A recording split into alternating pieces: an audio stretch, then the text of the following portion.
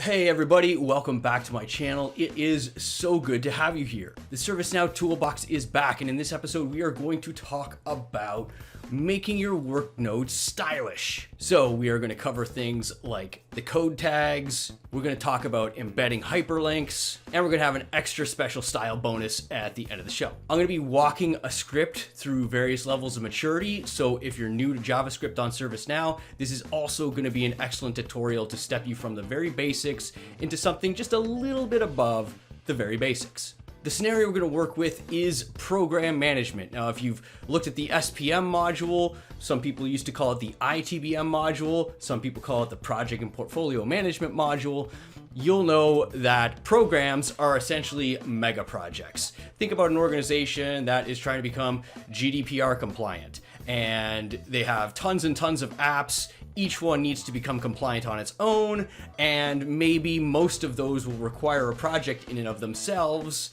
to become compliant. So in those cases, corporations set up what's called a program, which is like a mega project containing all the regular projects within it. That's the super basics of program management. And what we want to do today is for a program manager to go to the program record, and this is what it looks like out of the box, and I want them to see regular updates about the projects underneath the program. So we're going to do that via work notes. Programs are tasks. So the first thing we're going to do is add work notes and the activities log to the program. Now we have work notes and the activities log, and as we suspected, there's absolutely nothing in it. Okay, the first thing we're going to need to do is write a script that will populate the list of projects into the work notes of the program. And I just want it really simple. I want the project number, I want the project status, and I want the short description, and each on their own separate line. So let's open up our background scripts. It's very likely that your background scripts looks a lot different than mine. That's because I'm using SNUtils. SNUtils is one of the best tools out there for ServiceNow developers and admins. It's a browser plugin, so you don't need to worry about installing it on anybody's system. It just works in your browser.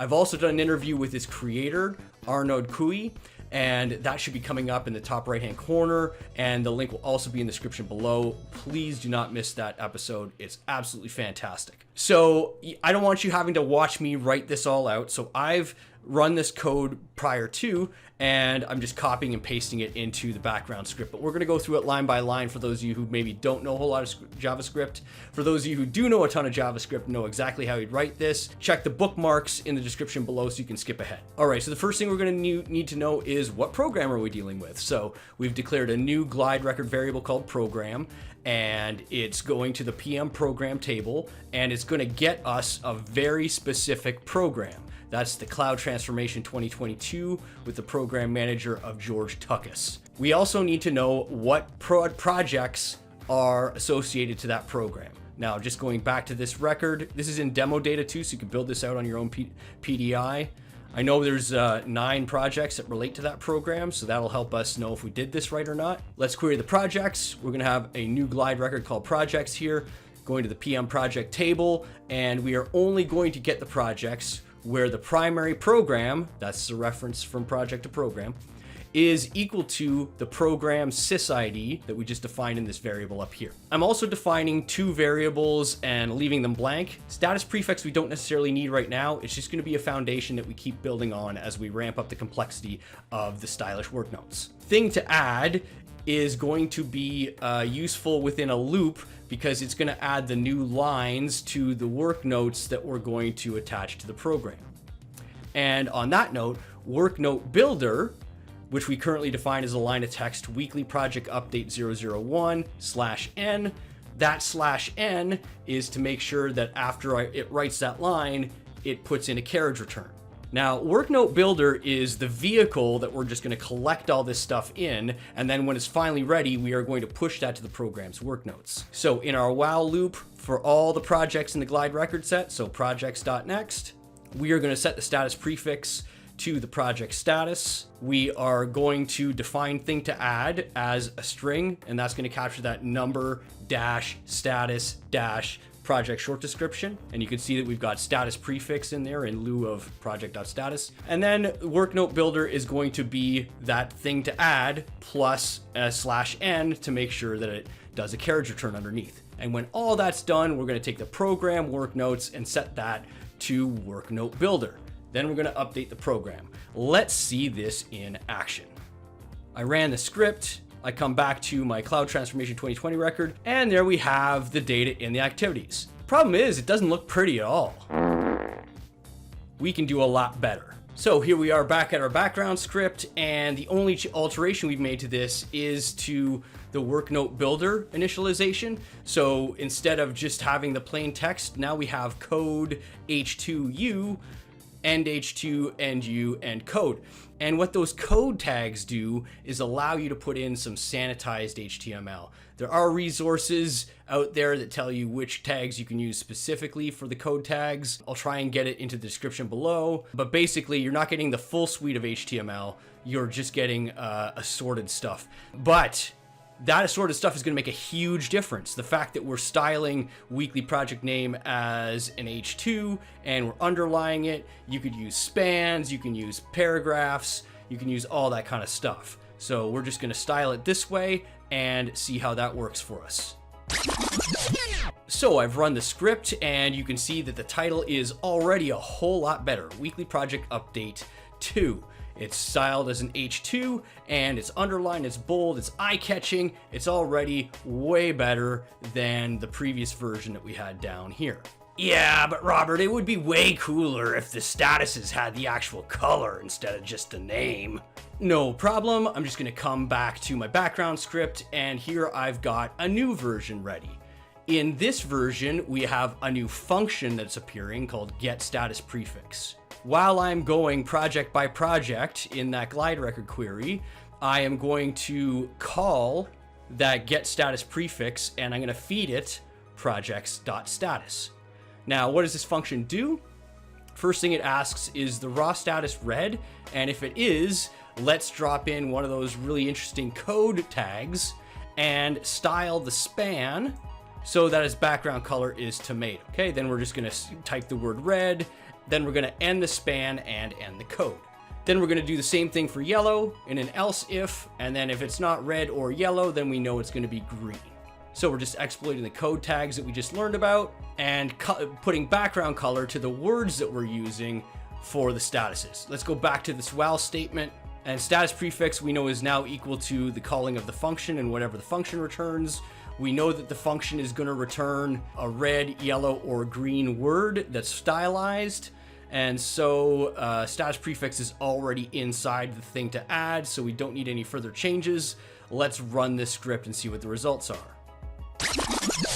Things are already improving. We have a weekly project status update title, which we did in the last session, and all the status words now have a color behind them. But we can actually make this a lot better. Yeah, but Robert, I need to go manually find those projects now. No problem. Here we are back in our background script, and I've added some new stuff that's going to make this even more awesome. So now you'll notice I added a variable called source link, and it's undefined until we get into the while loop. And while we're in the while loop, we want to make a URL to the specific project, and we're going to do that with this /pmproject.do $sysID. This is basically loading a parameter into the URL. What sysID do I want? I want the sysID of whatever project we're on in this loop. Now that's going to be a URL that ServiceNow is going to know what to do with it, but we got to embed it in a hyperlink, which we can do because we now know about these code tags. So I'm breaking up the thing to add a little bit so we can deal with this kind of in easier to digest chunks. So the first thing it's going to do is write down the project number, space dash space, and the status prefix, which we know calls that function. Then we are just going to add to that this line of code. So we are putting in quotes a space dash space, then we're initiating our code tag, and we're doing an href. And what are we going to href to? We're going to href to the source link. And we also want to make sure that when this hyperlink is clicked, it opens in a brand new tab. So we're also putting this target equals blank. Now, you'll notice that there's a mix here between double quotes and single quotes. This is really handy to use both of them because I'm using double quotes for the main block. And then in instances where I have to use quotes inside of the block, I'm using these single quotes. So target equals blank fits nicely inside of those quotes. And then I'm going to add the project short description. And then I am going to finish off the href tag and then finish off the code and then /n to make sure we get another line. Then we are going to take that and add it into the work note builder. And you notice the work note builder is doing plus equals because every single iteration through this loop, it's going to add a new line. Then it's going to push all that to the work notes and it's going to update the program. Let's give this a look.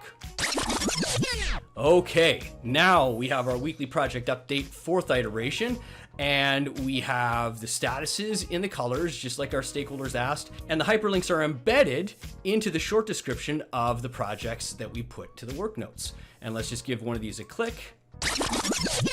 And awesome, it's opened up in a new tab. Yeah, but Robert, I really need to know which of these have been updated in the last 5 days or not. Sure. Here we are back at our background script, and I've pasted it in the next version.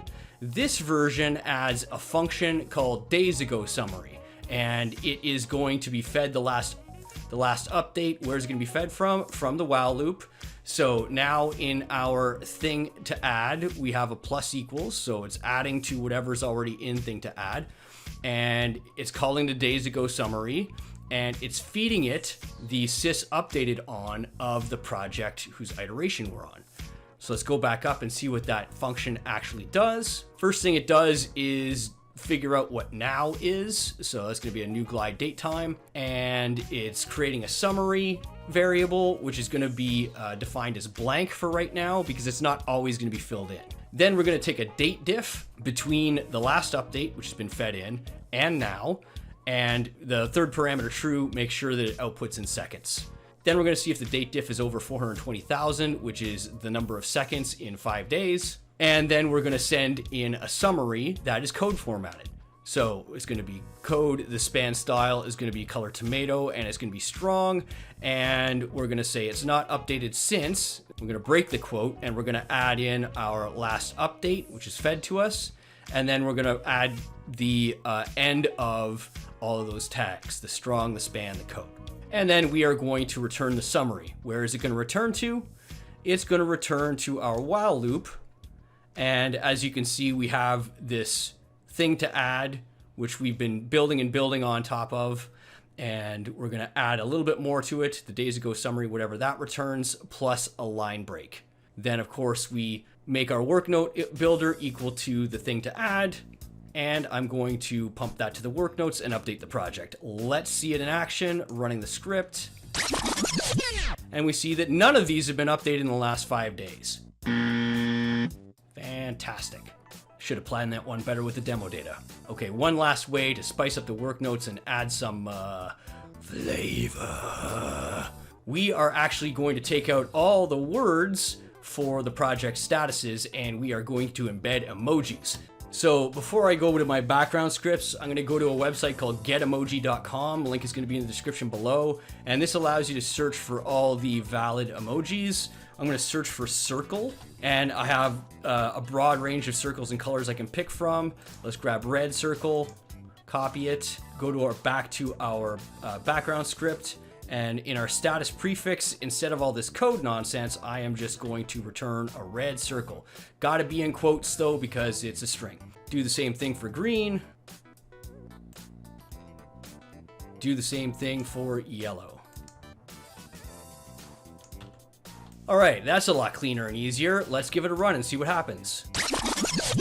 All right, weekly project update 005. And we have nice little colored pips instead of the words. And there you have it, folks. With the use of code tags and emojis and really clever ways of working with the Ahref, you can embed URLs, you can colorize text, and you can add emojis into the text as well. Hope this helps you build some phenomenal updates to worknotes and get people the information that they need right when they need it in a way that doesn't feel like I'm chewing broken glass through my eyeballs. Thanks for watching. We'll see you on the next one.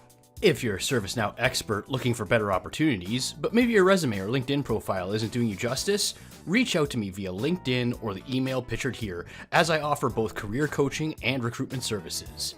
And if you're a ServiceNow customer or partner, you heard that right. Robert Fedoruk now does ServiceNow recruiting.